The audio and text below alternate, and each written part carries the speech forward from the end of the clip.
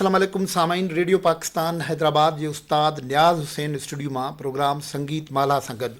आऊं आहियां अवां जो मीज़बान नाज़ सहतो ऐं मूंसां गॾु गुफ़्तगू में शरीक आहिनि नसीर मिर्ज़ा। प्रोग्राम जो प्रोड्यूसर तव्हांखे ख़बर आहे त आबिद सोलंगी आहे। नसीर, संगीत माला जे अॼोके एडिशन में असीं गुफ़्तगू कंदासीं गीत संगीत जे हवाले सां,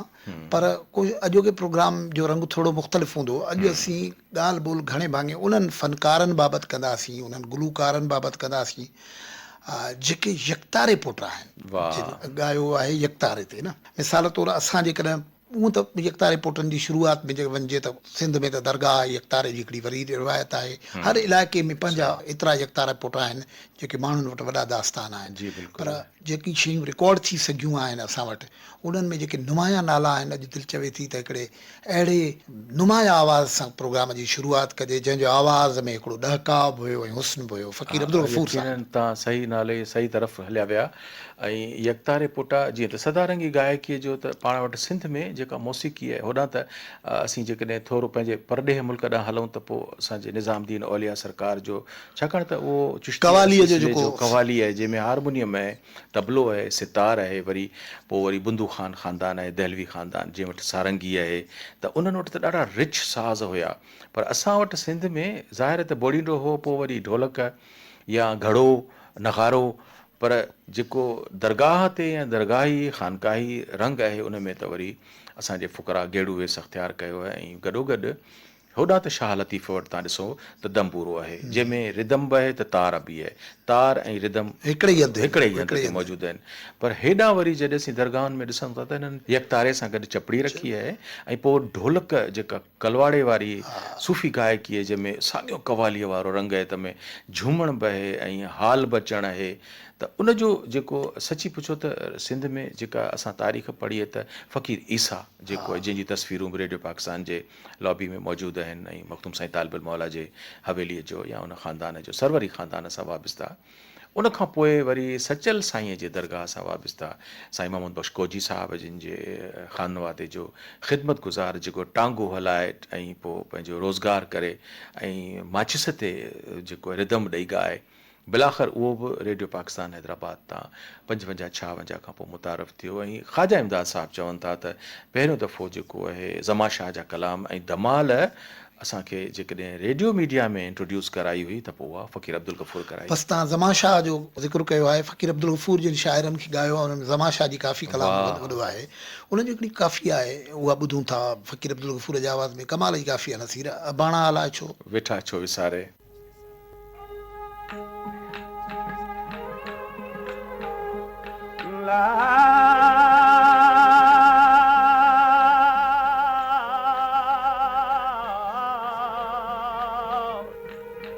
बेली धनारन खौंधार जे मुनी गुज़ारिया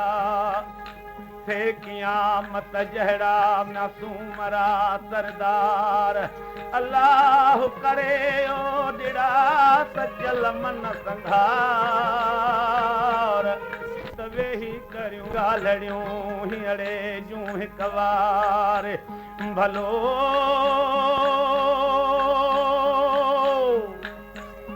परे थियम पवार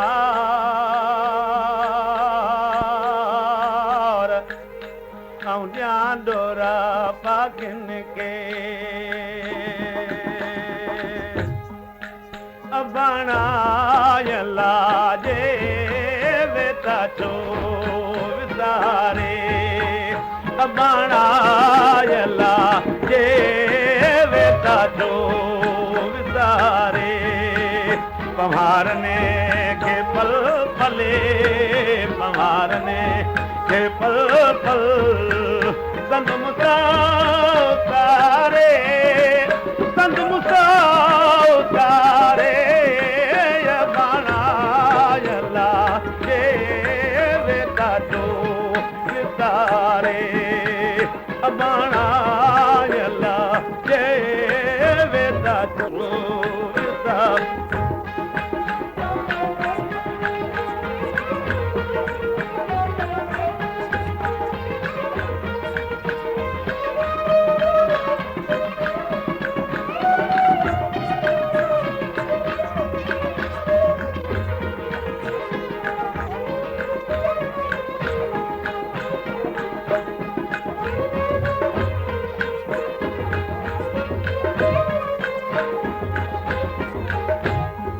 भिटन साड़े बंगला बराबर नभाया थियम लोइले लिंगन तार नलाया थियम लोइले लिंगन तऊं नलाया वरे वागवाले वधारे अबाणा अल्लाह रे वेदा चोरता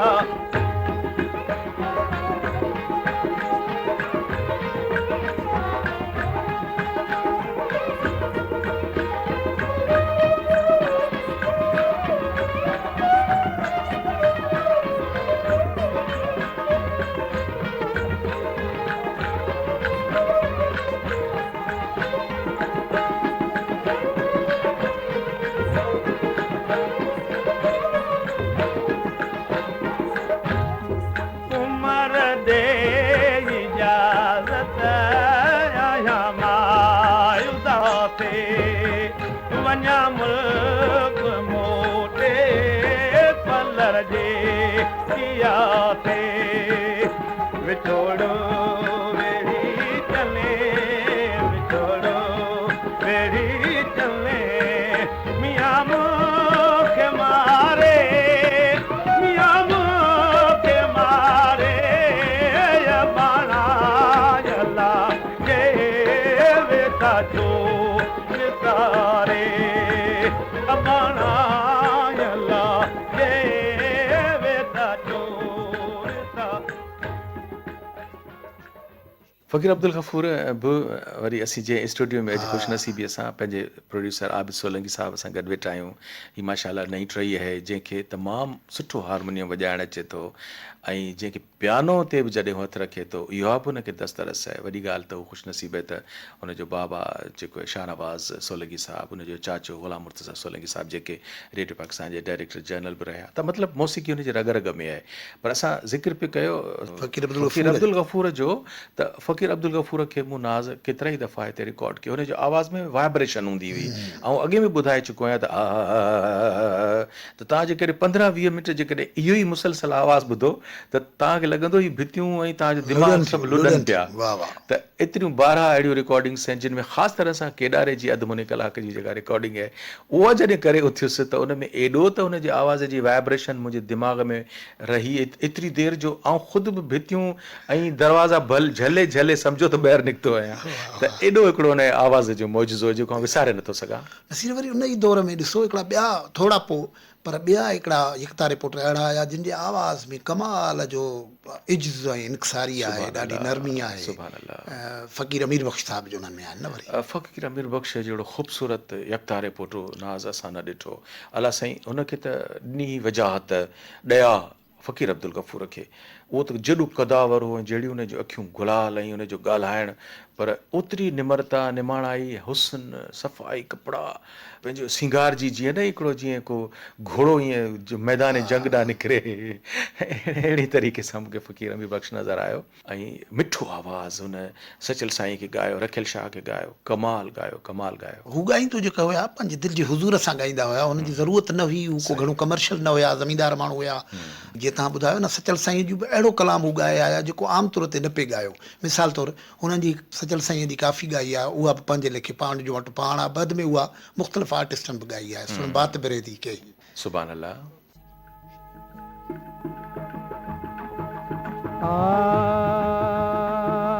बात बिरेदी कई अजब जई सुन बात बिरेदी कई अजब जई सुन बात बिरेदी कई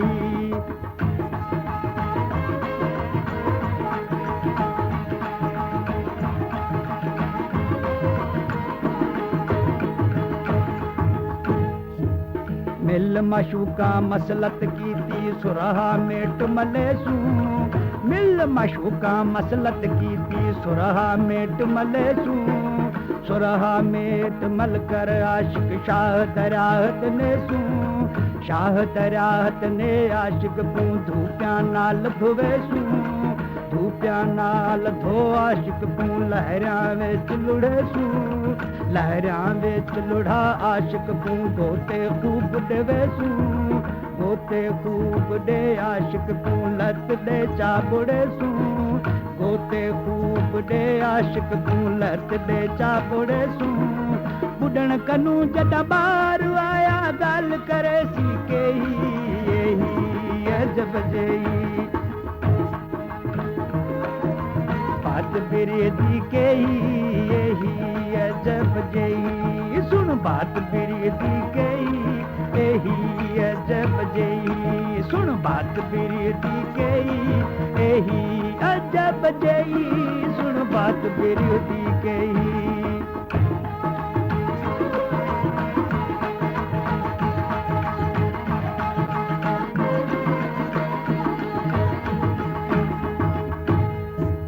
मिल मशूका मसलत की थी आशिक कत्ल करेसू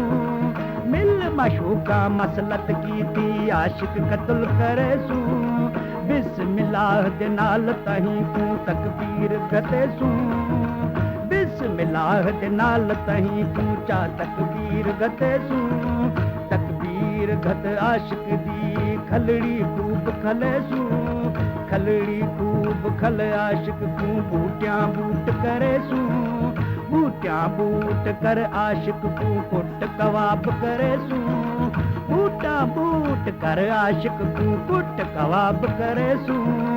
कुट कबाब कर आशिक तू भूख अड़ाह मचेसू कुट कबाब कर आशिक तू भूख अड़ाह मचेसू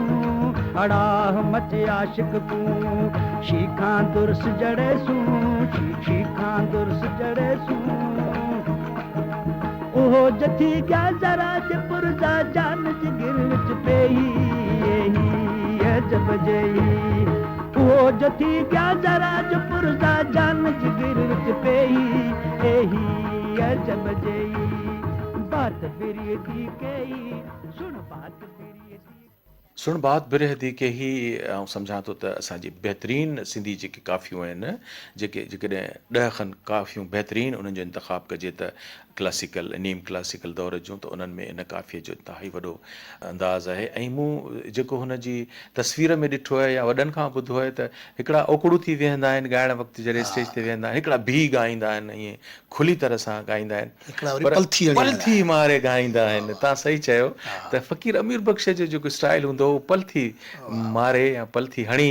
जेको आहे न उहो ॻाइण जो अंदाज़ हूंदो हो नसीर यकतार पोटराब जेके आहिनि उन्हनि जो अजीब लकाव आहिनि अजीब मज़हर आहिनि मिसाल इहो तव्हां हिकिड़ो मज़हर फ़क़ीर अब्दुल गफ़ूर साहब जो तव्हां ज़िक्र कयो अमीर बख़्श साईं जो ज़िक्र कयो तव्हां पर हिकिड़ो ॿियो जेको बिल्कुलु ई लहीम शहीम क़िस्म जो माण्हू आहे उनजो जेको सुभाउ आहे उहो बिल्कुलु ॿियो आहे मिसाल तौरु बदन में भरियल माण्हू डिघे कद जो माण्हू वॾी पीली कपिड़ा गेड़ू कपिड़ो ई पातल चापूं ई ॾाढ़ी ऐं रंग सांवरो नक्श तेज़ ऐं उहो साहित्य मां आर्टिस्ट अचे थो पियो फ़क़ीर इनायत अली नूनारी इनायत अली नूनारी ऐं चवां थो त नाज़ जेको चइबो न हिननि जा नाला अक्सर फ़क़ीर हूंदा आहिनि फ़क़ीर अमीर बख़्श फ़क़ीर अब्दुल गफ़ूर साईं ॿिया जेके फ़क़ीर अलहण फ़क़ीर सादिक फ़क़ीर करीम ॾिनो फ़क़ीर पर सची पुछो हाणे तव्हां ॾिसो मूंखे इम्तिहान में न विझो त आउं चवां त फ़क़ीरी जंहिं आवाज़ में तव्हांखे नज़र ईंदी न उहो तव्हां ढोल फ़क़ीर खे ॾिसंदो त हीउ तमामु सरख़ुशी में पियो ॻाए फ़क़ीर अब्दुल गफ़ूर खे ॾिसंदो बेख़ुदीअ में पियो ॻाए फ़क़ीर अमीर बख़्श खे ॾिसंदो त निमाणाई में पियो ॻाए पर जेको लफ़्ज़ फ़क़ीरी आहे उहो जेकॾहिं 100 सैकड़ो कंहिं आवाज़ ते ॾिसो न हीअं तव्हां ॿुधंदव त तव्हांखे ख़बर पवंदी त हीउ वाक़ई को फ़क़ीर आहे जेको आहे सुर में पर ॻाए पियो आहे न नसीर बाक़ाइदे हू सिखिया आहिनि हुते जेके मेहरापुर जो मंगणहार ख़ानदान आहे जंहिंमें मुश्ताक मंगणहार वारा ऐं नियाज़ अली महबूब अलीअ वारा आहिनि उन्हनि जा वॾा इहो कमु कंदा रहिया आहिनि हीउ बि उते ई सिखंदो रहियो आहे ऐं असल में त हीउ नूनारी बि आहिनि ऐं डिघे अरसे ताईं इहा ॻाल्हि असां अॻे बि करे चुका आहियूं त हिन जे सुंग में ॿ माण्हू रहिया आहिनि इनायत अली फ़क़ीर जे रिदम वॼाईंदड़नि में सोरा फ़क़ीर मतिलबु हीअ आहे त इनायत अली फ़क़ीर जे आवाज़ में ख़ुशि ख़ैर मोहम्मद फ़क़ीर जो कलाम ॿुधूं था रुखरान कमाल कमाल कमाल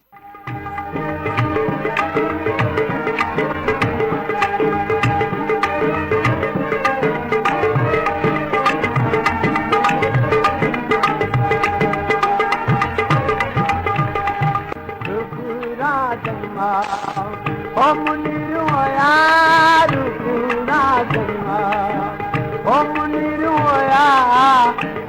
दम दम सा उस धीर होया तू पूरा जन्मा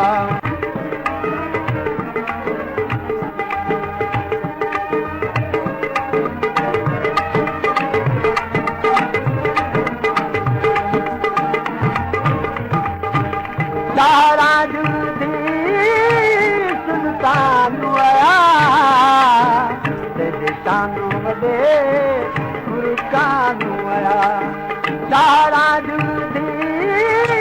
सुल्तान आया तेरे शानों वदे फुरकान आया सादा रोज वचलदा ज़मानो आया सादा रोज वचलदा ज़मानो आया जदा नाम मोहम्मद मीर होया जदा नाम मोहम्मद मीर होया तो पूरा जन्मा ओ मुनीर होया तो पूरा जन्मा ओ मुनीर होया सादा दम दम सा उस धीर होया तो पूरा जन्मा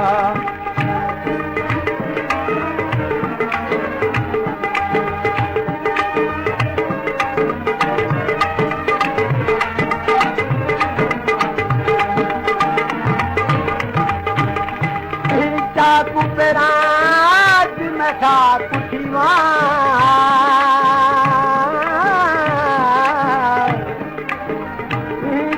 कुपराज में था कुठीवा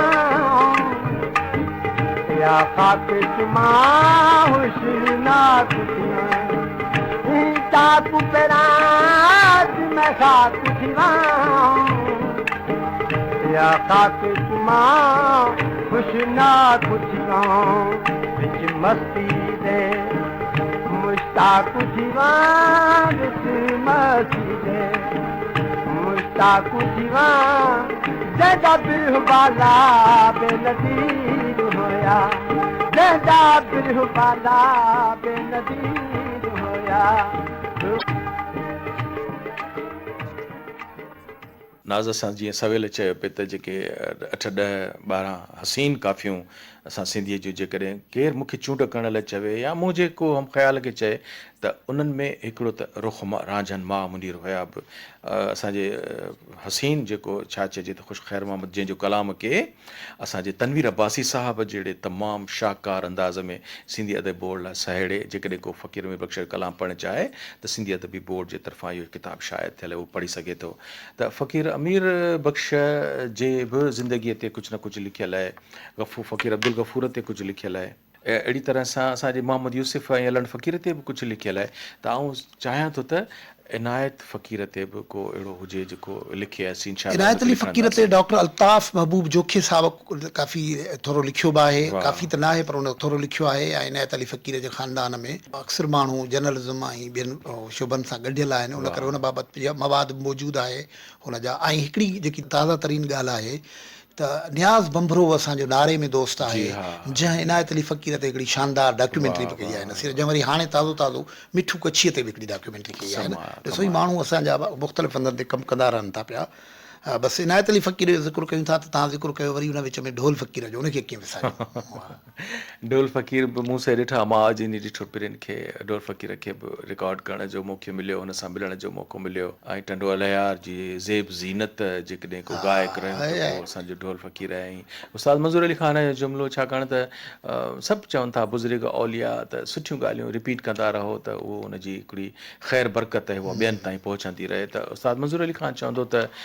जेको यकतारे खे सुर में वॼाए ॻाइण वारो यकतारे जी आस सां आवाज़ खे मिलाए ॻाइण वारो त हर्फ़े आख़िर जेकॾहिं हो त उहो ढोल फ़क़ीर हो बसि ढोल फ़क़ीर जे आवाज़ में हिन में हीअ जेकी काफ़ी आहे नसीर माण्हू ॿुधंदा न असांजा ॿुधंदड़ त उन में हीअ जेकी तव्हां ॻाल्हि कई आहे न त सुर सां मिलाए ॻाइण वारी ॻाल्हि वॼाइण वारी ॻाल्हि राणू ॻाए थो पियो ढोल फ़क़ीर राणू त मूंखां राति रुसी वियो जिन सां मुंहिंजी दिलि चढ़ी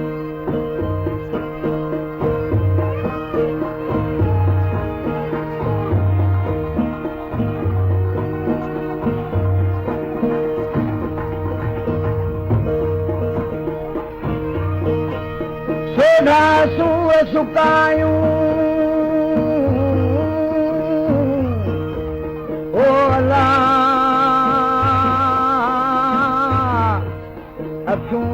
न कन्हैया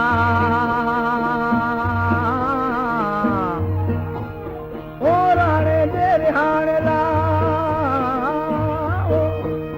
राणे जे रिहाणे ला हिक रोयूं वतन मिया से कीअं मंझड़ा मचन जेके सोधे सूर्य चाढ़ियूं सोधे बेनाड़ी सड़कियूं आऊं भाया काके कड़ी सोधे बेनाड़ी सड़कियूं भाया काके कड़ी राणू त मुखां राति रुसियो जंहिंसां मुंहिंजे जीअ जी जड़ी राणू त मुखां राति रुसियो जंहिंसां मुंहिंजे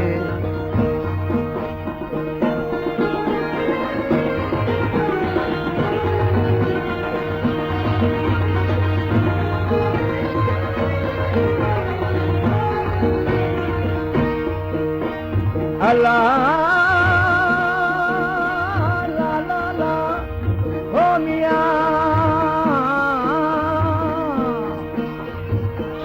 सर तो की न की ऐं जो राणू रज़ाई मूं मल तुंहिंजे मां मेरे हीअ घणे रे घाई जल गंदी सिर खपनी मुंड मुरली चाई हली घट हफ़ीज़ चमिया ओ हीअ तो मालक आई आई हाण सिक बि सिकाई ओ कुझ तानन पे तपाए खई मिया लाला ओ मिया आयो से याब अखियुनि मां गलन दागड़ी आयो से याब अखियुनि मां गलन दागड़ी सरतियूं मूं से ॼुयूं भारी ओ राणे जे लारड़ी सरतियूं मूं से ॼुयूं भारी ओ राणे जे लारड़ी सोधे बिनाड़ी सरतियूं आऊं भाया काके कड़ी सोधे बिनाड़ी सरतियूं भाया काके कड़ी राणू त मुखां राति रुसियो जंहिंसां मुंहिंजे जीअ जी जड़ी राणू त मुखां राति रुसियो जंहिंसां मुंहिंजे ढोल फ़क़ीर जा त सिंधी रागड़ियुनि जो जा नाज़ असीं पाण ज़िक्र कंदा रहूं था सुठियूं ॻाल्हियूं आहिनि इहे त असांजो जेको सिंधी राग आहे या जेके सिंधी रागड़ियूं आहिनि जीअं डॉक्टर बलो साहिबु असांखे पंहिंजे सिंधी मौसीक़ी जी तारीख़ में ॿुधायो विया त मां खां लोड़ाऊ खां पिरबाती खां राणे ताईं इहे सभु असांजियूं पंहिंजियूं इंडिजीनियस या असांजियूं ज़ाती असांजी धरतीअ मां फुटी निकितल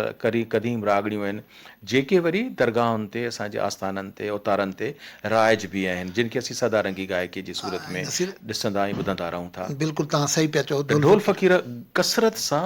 उन्हनि रागड़ियुनि खे तिलिंग ॻायो आहे सोरठ ॻाई आहे उहे जेकी कमाल जूं शयूं ॻायल आहिनि उन्हनि जूं नसीर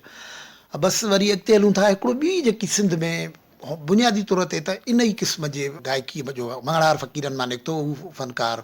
तजुर्बा कंदो रहियो कॾहिं त कॉमेडियन पियो थियो कॾहिं लठ सां मलहूं पियो विढ़ियो पर बद में जॾहिं हुनजे तंबूरो संभालियो या तंबूरो जंहिंखे चवंदा संभालियो तार संभाली त पोइ वरी हुनजो आवाज़ु नसीर सॼी दुनिया ते छायो न। बेशक अलड़ फ़क़ीर जो ज़िक्र पियो थिए ऐं आमरीअ जे मंगड़हारनि सां हुनजो तालुक़ु आहे ऐं आमरीअ जे ज़ाहिर त हुनजो पीउ टौर फ़क़ीर आहे ऐं पंहिंजो बि नालो तक़रीबन अहिड़ो ई को पुंदड़ फ़क़ीर प्यार में हुनखे सॾींदड़ माना झूमंदड़ झुमाईंदड़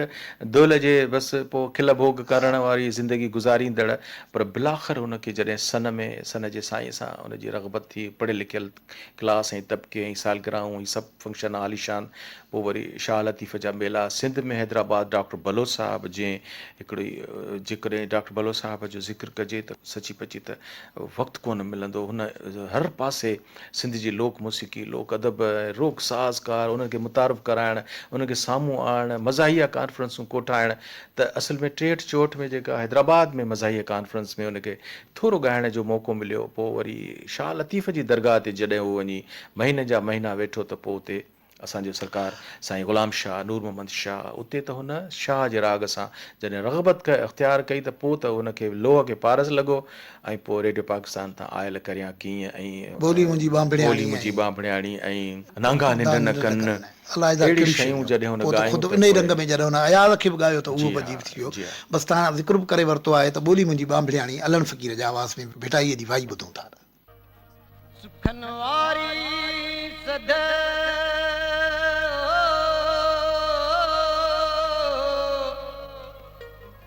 ए मता का मूसी करे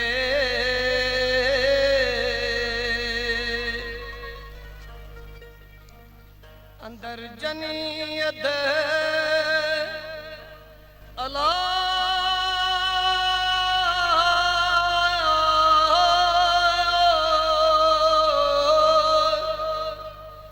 अंदर जनीयत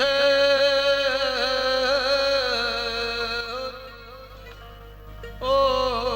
डूंगर से डोरींदियूं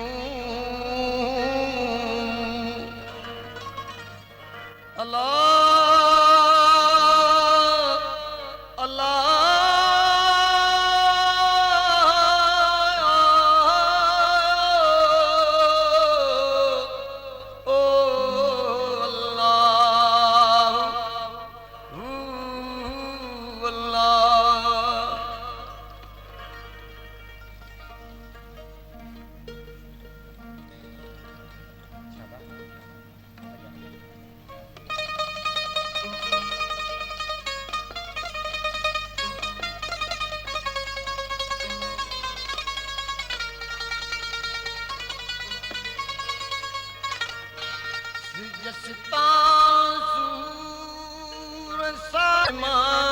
नसीब थिया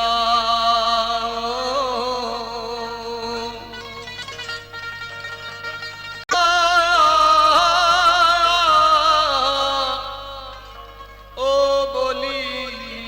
मुंहिंजी बांभड़ियाणी अल्लाह ए नया खान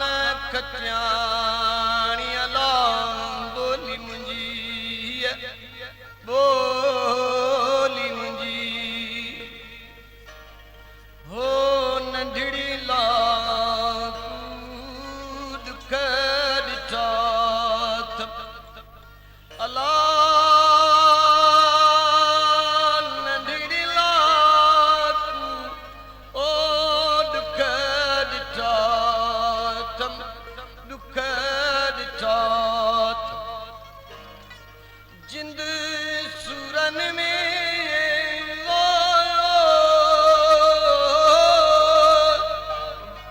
जिंद सूरन में सामानी अल्लाह ए नया खान खटियाणी अल्लाह बोली मुंहिंजी बोली मुंहिंजी वो बोली मुंहिंजी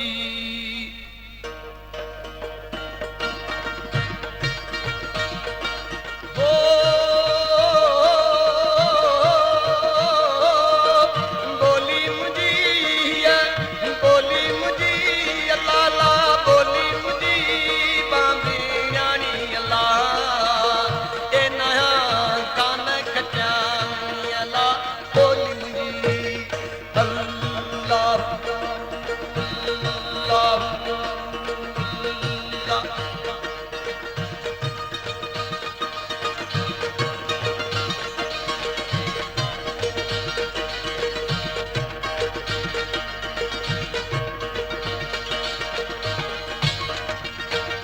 हो नंढड़ी लाकू दुख ॾिठा अल्लाह नंढड़ी लाकू दुख ॾिठा